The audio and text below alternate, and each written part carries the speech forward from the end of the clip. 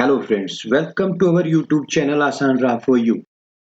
जय माता दी दोस्तों, आप सभी को नवरात्रों की हार्दिक शुभकामनाएं। आज हम इस वीडियो में बात करेंगे चैत्र नवरात्रि कलश स्थापना के दिन किए जाने वाले एक बेहद ही खास उपाय के बारे में, इसलिए वीडियो को अंत तक जरूर देखें। दोस्तों, साल 2023 में 22 मार्च से चैत्र माह की नवरात्रि शुरू हो रही है। सभी घरों में नवरात्रों की साफ सफाई और माँ को प्रसन्न करने की तैयारी शुरू हो चुकी है। ज्योतिष अनुसार इस बार माँ दुर्गा का नौका पर सवार होकर आना समृद्धि कारक माना जा रहा है। यह देश में अच्छी वर्षा का भी संकेत है। नवरात्रि के पहले दिन प्रतिपदा तिथि में हम सभी कलश स्थापना कर माँ दुर्गा को 9 दिनों के लिए घर में विराजेंगे। इन दिनों माँ की विशेष पूजा अर्चना से भक्तों की सभी मनोकामनाएं माँ पूरी करेंगी। दोस्तों, नवरात्रों का पहला दिन बेहद ही महत्वपूर्ण होता है। इस दिन सही विधि से कलश स्थापना कर माँ की पूजा शुरू होगी। तो आइए जानते हैं पहले दिन कलश स्थापना के समय सही विधि से कलश स्थापना कैसे करें और कलश स्थापना के समय किए जाने वाले कुछ खास इच्छा पूर्ति उपाय क्या करें कि माँ आदिशक्ति आप पर साल भर अपना आशीर्वाद बनाए रखें। इसके अलावा वे लोग जो किसी कारणवश व्रत ना कर पाएं, वे ऐसा क्या करें जिससे उनको नवरात्रों का पूर्ण फल प्राप्त हो सके।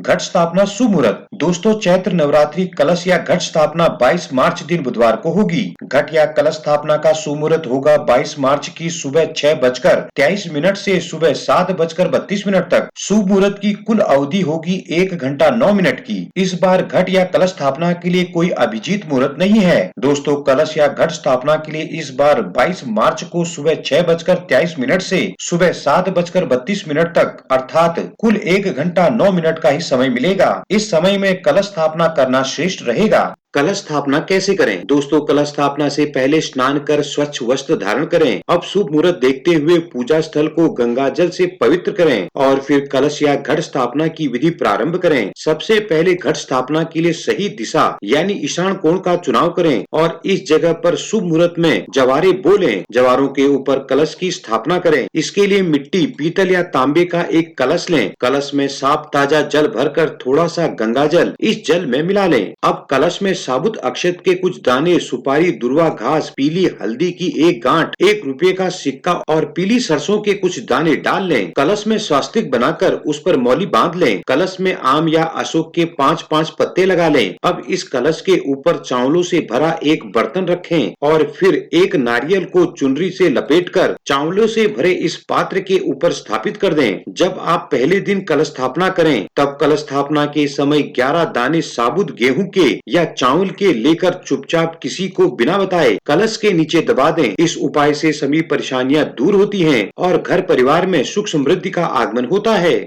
अब जान लेते हैं बिना व्रत के कैसे पाएं पूर्ण फल। दोस्तों, कहा जाता है कि भगवान भाव के भूखे होते हैं। यदि आप 9 दिन के व्रत रख पाने में समर्थ नहीं हैं, तो शास्त्रों में इसके कई विकल्प बताए गए हैं। जैसे आप पंचमी, सप्तमी, षष्ठी या अष्टमी इसमें से किसी भी दिन व्रत कर सकते हैं। यदि आप बिल्कुल भी व्रत नहीं रख पा रहे हैं, तो नवरात्रों के इन 9 दिनों तक व्रत के नियमों का पालन करते हुए रोजाना प्रातः काल स्नान कर माँ की पूजा करें, उन्हें भोग लगाएं और सुबह शाम दुर्गा चालीसा का पाठ जरूर करें। ध्यान रखें कि यदि आप नवरात्रों में माँ की पूजा कर रहे हैं, तो इन दिनों सात्विक भोजन ही ग्रहण करें। इससे आपको माँ का आशीर्वाद और व्रत का फल अवश्य ही प्राप्त होगा। जय माता दी।